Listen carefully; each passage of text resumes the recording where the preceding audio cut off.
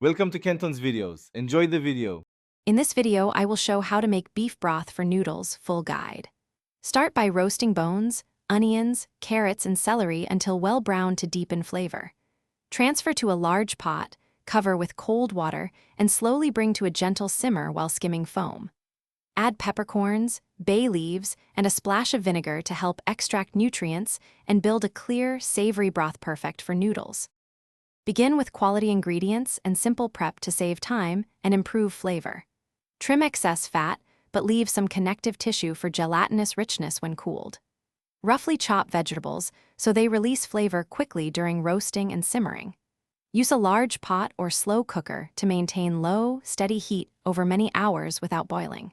Periodically skim impurities for clarity and taste as you season gradually toward a balanced broth.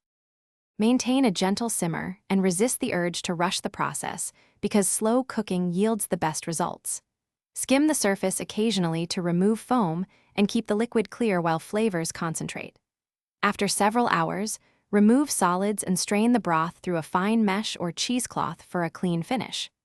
Cool quickly, refrigerate to let fat solidify for easy removal, and reheat gently when ready to. Thanks for watching. Consider subscribing if we helped you.